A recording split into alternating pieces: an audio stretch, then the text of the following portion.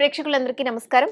ఈ రోజు మనతో పాటు సుప్రసిద్ధ జ్యోతిష్య వాస్తు పండితులు బ్రహ్మశ్రీ డాక్టర్ నాయకంటి మల్లికార్జున శర్మ గారు మనతో పాటు ఉన్నారు. మాట్లాడదాం. నమస్కారం గురుగారు. నమస్కారం అమ్మా. గురుగారు, జూన్ 2 నుంచి గురువు కర్కాటక రాశిలోకి ప్రవేశించడం ద్వారా కన్యా రాశి వారికి ఏ విధంగా ఉండబోతోంది తెలియజేస్తారా? తప్పకుండా అమ్మా. ఓం శ్రీ గురుభ్యో నమః. ఓం శ్రీ మాత్రే నమః. దేవగురువైన బృహస్పతి జూన్ 2వ తారీఖు నుంచి మిథున రాశి నుంచి కర్కాటక రాశిలోకి సంచారం చేస్తున్నాడు. అయితే గురువు ధనకారకుడు, యశస్సు, కీర్తి, ప్రతిష్టలు ఇచ్చేవాడు, సంతానకారకుడు, పదవులను ఇచ్చేవాడు, ప్రమోషన్లు ఇచ్చేవాడు. గురువు వల్ల ఆర్థిక పరంగా ఉండే లావాదేవీలు కానీ, ధనము, కుటుంబము, వాక్కుకు సంబంధించిన భావాధిపతి, ద్వితీయ భావాధిపతి గురువు. అలానే సంతాన భావాధిపతి కూడా గురువు, భాగ్య లాభాధిపతులకు కూడా గురువు కారణభూతుడు అవుతాడు. అంటే దేవగురువు అయిన బృహస్పతి బాగుంటే లైఫ్లో మన లైఫ్ అనేది లీడింగ్ చేసుకునే అవకాశం ఉంటుంది, లైఫ్ను ఎన్హాన్స్ చేసుకునే అవకాశాలు ఖచ్చితంగా ఉంటాయి. కాబట్టి అన్ని గ్రహాల్లో కల్లా కూడా ముఖ్యమైన గ్రహం ఏంటంటే జూపిటర్ ప్లానెట్, గురువు బాగుండాలి. అయితే ఇప్పుడు చెప్పేవన్నీ కూడా గోచారీత్యా ఫలితాలు అంటారు.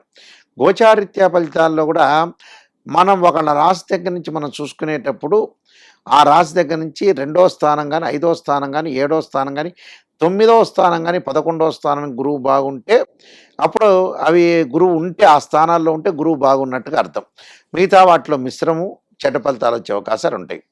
అయితే ఇది గోచారం అనేది 20% మాత్రమే సపోర్ట్. అంటే మనిషికి 80% ఎప్పుడు బర్త్ చార్టే. బర్త్ చార్ట్ చూపించుకొని డివిజనబుల్ చార్ట్స్ అనేవి 16 ఉంటాయి.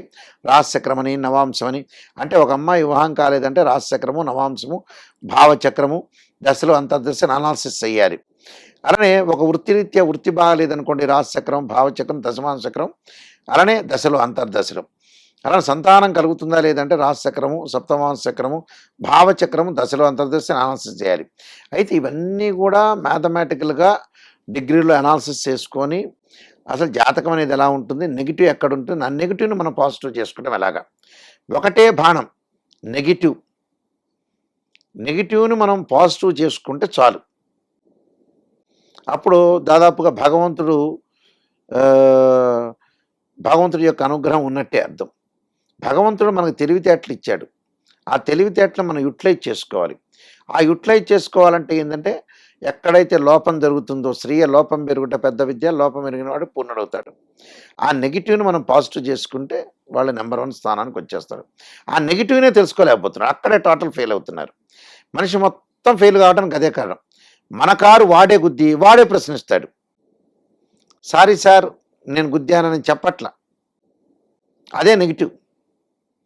డబ్బు మంచి వాళ్ళకి ఇవ్వరు, వేరే వాడికి ఇస్తుంటారు, ఎగ్గొట్టేవాడికి. మన చూడు వేల కోట్లకి ఎంతమందికి రకరకాల వాళ్ళకి ఇచ్చారు. అదే మంచి వాళ్ళకి పెళ్ళిళ్ళకో వాటికో మంచి విషయాలకి వెళ్ళారు. ఈ మధ్యన కూడా కర్నూలులో, గుంటూరులో కూడా జరిగింది.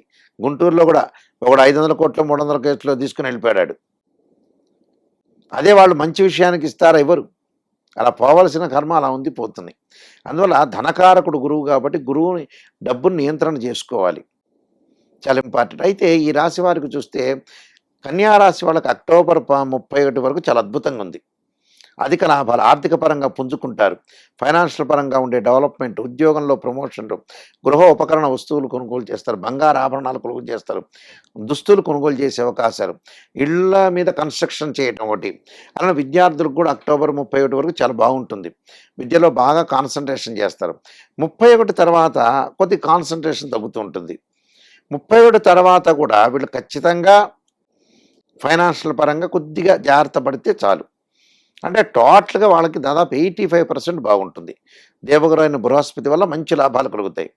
అంటే గతంలో మొండి బాకీలు వసూలు కావటం ఒకటి, బ్యాంకు రుణాలు రావటం ఒకటి, అప్పులను తీర్చుకునే అవకాశాలు, దూర ప్రయాణాలు చేయటం, తీర్థయాత్రలు, పుణ్యక్షేత్రాలకు వెళ్ళే అవకాశాలు ఎక్కువ ఉంటాయి, విదేశాలకు వెళ్ళే అవకాశాలు, అలానే విదేశాల్లో కూడా రెస్టారెంట్, హోటల్స్ పెట్టే అవకాశాలు ఉండటం, అక్కడ కూడా ఆర్థిక పరంగా ఉండే లావాదేవీలు చాలా బాగా జరుగుతాయి వాళ్ళకి. అలానే ఉద్యోగం లేని వాళ్ళకి కూడా గవర్నమెంట్ ఉద్యోగం రావటం ఒకటి, నిరుద్యోగులు వాళ్ళు ఎక్స్పెక్ట్ చేయనంత మంచి ఉద్యోగం రావటం ఒకటి, ఉద్యోగంలో ప్రమోషన్లు, ఆర్థిక స్థితిగతులు గతం కంటే మెరుగుతాయి. ఒక ఉద్యోగ వ్యాపారాలే కాదు, చిరు వ్యాపారాలు అంటారు. చిరు వ్యాపారాలు అంటే రోడ్ల మీద పూలు పండ్లు పెట్టుకునేవాళ్ళు చిరు వ్యాపారం, వాళ్ళకు కూడా చాలా అనుకూలంగా ఉంటుంది. అంటే ఫైనాన్షియల్ పరంగా బిజినెస్ డెవలప్మెంట్స్ బాగా పెరుగుతాయి. జాయింట్ వ్యాపారాలు కూడా బాగా కలిసి వస్తాయి. పెట్టుబడిదారులు కూడా వీళ్ళకి బాగా పెరిగే అవకాశాలు ఎక్కువ ఉంటాయి. కాబట్టి ఇవన్నీ కూడా జాతక చక్రాన్ని, ఇవన్నీ కూడా గోచారీత్యా చెప్పబడే ఫలితాలు. ఈ గోచారీత్యా చెప్పబడే ఫలితాలు నేను ఇందా చెప్పినట్టుగా కొద్దిగా మనిషికి సపోర్ట్. అంటే ఎడారిలో ఉంటే నీళ్లు దొరకపోతే ఆ నీళ్లు తాగుతారు చూసారా, అలా కొద్దిగా సపోర్ట్ చేస్తుంటాయి. ఏవి చేయకూడదు, ఏవి చేయాలి. కానీ డివిజనబుల్ చార్ట్స్ బర్త్ చార్ట్ వేరు. దానికి ద్వాదశ భావాధిపతుల్ని, అలానే రాస్యాధిపతుల్ని, అలానే ఆ గడిలో ఏ గ్రహం ఉందో చూసుకోవాలి. చాలామంది ద్వాదశ భావాధిపతులు తెలియని వాళ్ళు కూడా చాలామంది ఉన్నారు. వాళ్ళు చెప్పరు. కొంతమంది జాతకాలు చెప్పేటప్పుడు కూడా తనుభావానికి రవేధిపతి, రవి బాగుండాలి, ద్వితీయ భావానికి గురువని, తృతీయ భావానికి కుజుడని, అలానే చతుర్థ భావానికి చంద్రుడు బుధుడని, పంచమ భావానికి గురువని, అంటే షష్టమ భావానికి కుజుడని, సప్తమానికి శుక్రుడని, అష్టమానికి శనిని, అలానే దశమానికి రవి బుధ గ్రహాలు ఇవి బాగుండాలి. అంటే గురువు బాగుండాలి. అక్కడ ఈ భావాలన్నీ కూడా అనాలిసిస్ చేయాలి. గురువు బాగుండాలి, దశమ భావంలో శని కూడా బాగుండాలి. అంటే రవి బుధ గురు శనులు. లాభస్థానం గురువు బాగుండాలి, వ్యయస్థానం శని. అంటే ద్వాదశ భావాధిపతుల్ని అనాలిసిస్ చెయ్యాలి. అలానే రాస్యాధిపతి వేరు, భావాధిపతి. భావాధిపతి అంటే ఇంటి ఓనరు, రాస్యాధిపతి అంటే ఆ ఇల్లు కట్టించిన బిల్డరు. ఏదైతే ఆ లగ్న కుండల్లో గ్రహం ఉంటుందో అది టెనెంట్ అని అర్థం. అంటే దృష్టి చూపు బర్త్ చార్ట్ని క్లారిటీగా అనాలిసిస్ చేసి డివిజనబుల్ చార్ట్ చేసి బర్త్ చార్ట్ చెప్పడం వేరు. ట్రాన్సిట్ సిస్టానికి బర్త్ చార్ట్కి లాట్ ఆఫ్ డిఫరెన్స్ ఉంది. అది గమనించాలి ప్రేక్షకులందరూ కూడా. అయితే కొన్ని పరిహారాలు చేసుకొని ముందుకెళ్ళాలమ్మా. గురుగారు, ఈ కన్యా రాశి వారు మరిన్ని అనుకూలమైన ఫలితాల కోసం ఎటువంటి పరిహారాలు చేసుకోవాలి? అక్టోబర్ 31 నుంచి జనవరి 20, అక్టోబర్ 31 నుంచి డిసెంబర్ 13 వరకు కొంత డబ్బుల్లో నియంత్రణ చేసుకోవాలి. అంటే ఆ 2 నెలల పాటు కొంత జాగ్రత్తగా ఉండాలి. వచ్చిన దాన్ని జాగ్రత్తగా పొదుపు చేసుకోవాలి. అనవసరమైన ఖర్చులు పెట్టుకోకుండా చూసుకుంటే మంచి జరుగుతుంది. అయితే వీళ్ళు చేయాల్సిన పని ఏంటంటే దత్తాత్రేయ స్వామి యొక్క కవచాన్ని దత్తపారాయణం చేసుకోవాలి. అలానే దేవానాంచ ఋషీనాంచ గురుకాంచన సన్నిభం బుద్ధిమతం త్రిలోకేశం తం నమామి బృహస్పతి అనే మంత్రాన్ని, అలానే ద్రాక్ష పండ్ల రసంతో కానీ చెరుకు రసంతో కానీ గురువుకి అభిషేకం చేయించాలి. నవగ్రహాల్లో గురువు ఉంటాడు, ఆ గురువుకి అభిషేకం చేయాలి గురువారం రోజున. అలాగా 9 వారాలు చేస్తే చాలా అనుకూలంగా ఉంటాయి. అంటే ఉన్నదానికంటే కూడా మంచి రిజల్ట్స్ వచ్చే అవకాశాలు ఖచ్చితంగా ఉంటాయి. గురువు మారడం వల్ల కన్యా రాశి వారికి ఏ విధంగా ఉండబోతోంది, అలాగే ఎలాంటి పరిహారాలు చేసుకోవాలి అని తెలియజేసినందుకు ధన్యవాదాలు గురుగారు. నమస్కారం. And for more videos, Please subscribe to iDream. Please subscribe to iDream. Please subscribe iDream. And please subscribe to iDream. For more videos, subscribe to iDream. please like, share and subscribe to the channel. Congratulations, iDream. Subscribe to iDream.